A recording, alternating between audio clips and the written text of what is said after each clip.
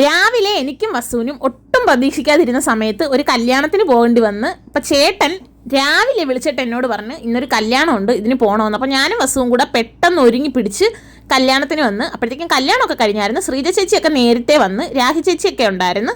അപ്പം വസു ഓടി വന്ന് കുഞ്ഞിനെ തിരക്കിയത്. അപ്പോൾ അവളെ കൊണ്ടുവന്നില്ലായിരുന്നു, വീട്ടിൽ ഉറക്കി കിടത്തിയേക്കുമായിരുന്നു. പിന്നെ കുറേ സമയം ഓഡിറ്റോറിയത്തിൻ്റെ അകത്തിരുന്നെങ്കിലും ചൂടും വിയർപ്പും ഒക്കെ കൊണ്ട് ഞങ്ങൾ പുറത്തോട്ട് ഇറങ്ങിയിരുന്നപ്പോൾ രാഗി ചേച്ചി വിളിച്ച് വെള്ളം വാങ്ങിത്തരാമെന്ന് പറഞ്ഞ് അങ്ങനെ ഞങ്ങൾ പോയിതേ ഓരോ വെള്ളമൊക്കെ കുടിച്ചിട്ട് വീണ്ടും വന്ന് പുറത്തിരുന്ന്.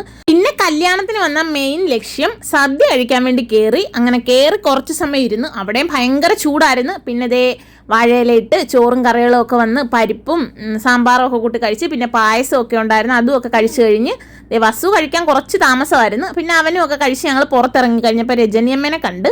പിന്നെ എല്ലാവരെയും കൂടെ മൊത്തത്തിലൊരു വീഡിയോ എടുത്ത്. എല്ലാവരും വെയിൽ കൊണ്ട് പൊരിയുമായിരുന്നു. അങ്ങനെ പിന്നെ അവർ ബൈക്കിൽ കയറി പോകുന്ന വീഡിയോ ഒക്കെ എടുത്തിട്ട് ഞങ്ങൾ വീട്ടിലോട്ട് പോയി. ടാറ്റാ.